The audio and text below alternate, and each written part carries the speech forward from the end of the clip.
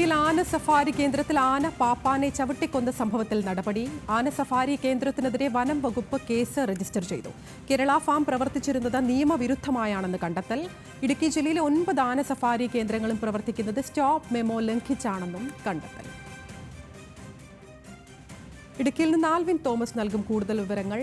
Alvin, അതിദാരുണമായ സംഭവമായിരുന്നു. ഇപ്പോൾ നടപടി ഉണ്ടായിരിക്കുകയാണ്. സ്റ്റോപ്പ് മെമ്മോ ലംഘിച്ചാണ് ഈ ആന സഫാരി കേന്ദ്രം പ്രവർത്തിക്കുന്നത് എന്നാണ് മനസ്സിലാക്കുന്നത്. എന്തൊക്കെയാണ് മറ്റു വിവരങ്ങൾ ആൽവിൻ?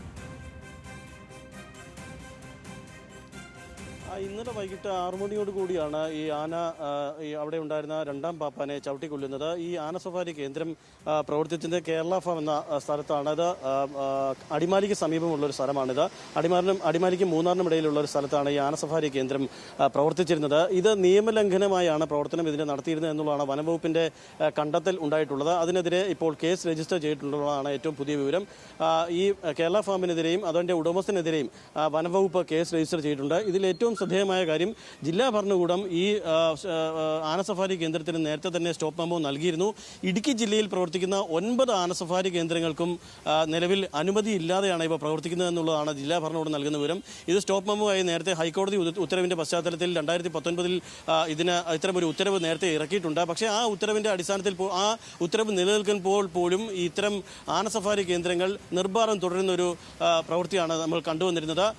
ഈ കുറച്ച് നാളുകൾക്ക് വർഷങ്ങൾക്ക് മുമ്പാണ് ഇവിടെ ഒരു വിനോദസഞ്ചാരി, വിദേശിയായി വന്ന വിനോദസഞ്ചാരിയെ ആന ചവിട്ടിക്കൊന്ന ഒരു സംഭവം ഉണ്ടായിരുന്നു. ഇതേ തുടർന്ന് കുറച്ച് നാളുകൾ ഈ വിഷയം ഉണ്ടായതിനെ തുടർന്നാണ് ഈ ആന സഫാരി കേന്ദ്രങ്ങളിലടക്കം പരിശോധനകൾ നടത്തി വന്നത്. അതിൽ വനം വകുപ്പിന്റെയും ജില്ലാ ഭരണകൂടത്തിന്റെയും സംയുക്തമായ പരിശോധനകളാണ് നടത്തിയിരുന്നത്.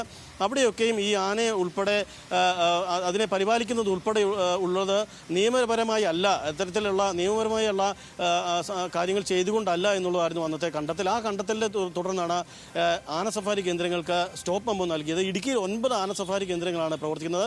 ഈ സഫാരി കേന്ദ്രങ്ങൾ ഒന്നും നിയമപരമായി അല്ല പ്രവർത്തിക്കുന്നതിൻ്റെ അടിസ്ഥാനത്തിലാണെന്ന് സ്റ്റോപ്പ് മെമ്മോ നൽകിയത്. പക്ഷേ പിന്നീട് ഈ സ്റ്റോപ്പ് മെമ്മോ നിലനിൽക്കുമ്പോൾ പോലും പിന്നീട് ഈ സഫാരി കേന്ദ്രങ്ങളെല്ലാം പ്രവർത്തിച്ചിരുന്നു എന്നുള്ളതാണ് ഇപ്പോൾ വനംവകുപ്പ് കണ്ടെത്തിയിട്ടുള്ളത്. തുടർന്നുള്ള നടപടികൾക്ക് വനംവകുപ്പ് തയ്യാറെടുക്കുകയാണ്. മറ്റ് ആന സഫാരി കേന്ദ്രങ്ങളിലും വനംവകുപ്പ് പരിശോധന നടത്തും. ആനയെ എത്തരത്തിൽ പരിപാലിക്കുന്നു എന്ന് അടക്കമുള്ള കാര്യങ്ങൾ പരിശോധിച്ചാവും വനംവകുപ്പിന്റെ നടപടി തുടരുക എന്നുള്ളതാണ് നമുക്കറിയാൻ കഴിയുന്നത്. ജില്ലാ ഭരണകൂടവും അടിയന്തരമായി മറ്റ് ആന സഫാരി കേന്ദ്രങ്ങളിൽ പരിശോധന നടത്താൻ തീരുമാനിച്ചിട്ടുണ്ട്. ഏതായാലും ഇന്നലെ നടന്ന ഒരു ദാരുണമായ സംഭവത്തിന്റെ കൂടി പശ്ചാത്തലത്തിലാണ് ഇപ്പോൾ ഇങ്ങനെ ഒരു പരിശോധനയ്ക്ക് നിയമ സംവിധാനങ്ങൾ ഇറങ്ങിയിട്ടുള്ളത് എന്നുള്ളതാണ് ഏറ്റവും ശ്രദ്ധേയം. ഇന്നലെ വൈകിട്ടാണ് കാസർഗോഡ് നീലേശ്വരം സ്വദേശിയായ രണ്ടാം പാപ്പാനെ ആന ചവിട്ടിക്കൊല്ലുന്നത്. അതിന്റെ CCTV ദൃശ്യങ്ങളടക്കം നമ്മൾ ഇന്നലെ നൽകിയിരുന്നു. അതിദാരുണമായ ഒരു സംഭവമാണ് ഉണ്ടായത്. ആ സംഭവത്തിന് ഈ ആനയുടെ ആക്രമണം ഉണ്ടാകുന്നതിന് തൊട്ട് മുമ്പാണ് അവിടെ നിന്ന് ആനയുടെ പുറത്തു നിന്ന് വിനോദസഞ്ചാരികളെ പുറത്തേക്ക് ഇറക്കുകയും മറ്റ് വിനോദസഞ്ചാരികളെ ആനയുടെ പുറത്തേക്ക് കയറ്റാൻ ശ്രമിക്കുന്നതിനിടയിൽ പാപ്പാൻ ആനയെ പിന്നോട്ട് നിയന്ത്രിക്കുമ്പോഴാണ് ഈ സംഭവം ഉണ്ടാകുന്നത്. പെട്ടെന്ന് പ്രകോപനമില്ലാതെ ആനയുടെ ഒരു പെരുമാറ്റം ഉണ്ടാവുകയായിരുന്നു എന്നുള്ളതാണ് നമുക്ക് CCTV ദൃശ്യങ്ങളിൽ വ്യക്തമാക്കിയിരുന്നത്. ഇതിനു മുമ്പ് ആനയോട് എത്തരത്തിലാണ് ഈ പാപ്പാൻ പെരുമാറിയതെന്ന് അടക്കമുള്ള സംഭവങ്ങൾ വനംവകുപ്പ് അന്വേഷിക്കുന്നുണ്ട്. ഏതായാലും ഈ ആന സഫാരി കേന്ദ്രം, കേരള ഫാം എന്ന ആന സഫാരി കേന്ദ്രത്തിനെതിരെ ഇപ്പോൾ വനംവകുപ്പ് കേസെടുത്തിരിക്കുകയാണ്. ഇത് NOC മുമ്പ് ഉണ്ടായിരുന്നിട്ട് പോലും ഇത് പ്രവർത്തിക്കുന്നു എന്നുള്ളതാണ് ഇപ്പോൾ കണ്ടെത്തൽ വന്നിട്ടുള്ളത്. ജില്ലാ ഭരണകൂടത്തിന്റെ അന്വേഷണവും മറ്റ് ആന സഫാരി കേന്ദ്രങ്ങളിലേക്ക് നടത്തുന്നു എന്നുള്ളതാണ് നമുക്കിപ്പോൾ അറിയാൻ കഴിയുന്നത്. ആൽവിൻ സൂചിപ്പിച്ചതുപോലെ ഇപ്പോൾ ഇത്രയും അതിദാരുണമായ ഒരു സംഭവം ഉണ്ടായപ്പോഴാണ് ഈ ക്രമക്കേടടക്കം പുറത്തു വരുന്നത്. ഇത് 1 2 ആന സഫാരി കേന്ദ്രങ്ങളല്ല, 9 ആന സഫാരി കേന്ദ്രങ്ങളാണ് ഈ സ്റ്റോപ്പ് മെമ്മോ ലംഘിച്ച് പ്രവർത്തിക്കുന്നത്. ഇതിലൊരു ജാഗ്രത കുറവില്ലേ ആൽവിൻ? നിശ്ചയമായും ഞാൻ മുമ്പ് സൂചിപ്പിച്ചതുപോലെ മുമ്പ് ഒരു വിദേശിയായ വനിത വന്ന് ഇവിടെ ആന സഫാരി കേന്ദ്രത്തിൽ, അടിമാലിക്ക് സമീപമുള്ള ഒരു ആന സഫാരി കേന്ദ്രത്തിൽ ആനയുടെ പുറത്ത് കയറുന്നതിന് തൊട്ട് മുമ്പാണ് അത്തരമൊരു സംഭവം ഉണ്ടാകുന്നത്. ആ വിദേശ വനിത ആനയെ ചവിട്ടി മരിക്കുന്ന ഒരു സംഭവം ഉണ്ടായി. ഇതേ തുടർന്ന് അന്ന് പരിശോധനകളൊക്കെയും വനംവകുപ്പിന്റെയും ജില്ലാ ഭരണകൂടത്തിന്റെയും ഒക്കെയുള്ള പരിശോധനകൾ നടത്തിയിരുന്നു. പക്ഷേ ആ പരിശോധനകൾക്ക് ശേഷവും ആ കുറച്ച് കാലഘട്ടങ്ങളിൽ ഈ സഫാരി കേന്ദ്രം അടച്ചിട്ടിരുന്നുവെങ്കിലും പിന്നീട് മറ്റ് സഫാരി കേന്ദ്രങ്ങൾ പിന്നീട് കാലക്രമേണ പ്രവർത്തനം ആരംഭിക്കുന്നതാണ് നമുക്ക് കണ്ടുവന്നത്. മുമ്പ് ഈ ആന സംരക്ഷണവുമായി ബന്ധപ്പെട്ട് പ്രവർത്തിക്കുന്ന സമിതിയുടെ അംഗങ്ങൾ ഹൈക്കോടതിയെ സമീപിക്കുകയുണ്ടായി. ഹൈക്കോടതിയെ സമീപിച്ച ഈ സഫാരി കേന്ദ്രങ്ങളിലൊക്കെയും ആനയ്ക്ക് വേണ്ട തരത്തിലുള്ള പരിപാലനം കിട്ടുന്നില്ല എന്നുള്ളത് ആക്ഷേപം അവർ കോടതിയെ അറിയിക്കുകയും ചെയ്തു. ഇതിൻ്റെയൊക്കെ പശ്ചാത്തലത്തിലാണ് 2019 കോടതിയുടെ ഒരു ഉത്തരവ് ഉണ്ടായിരുന്നത്.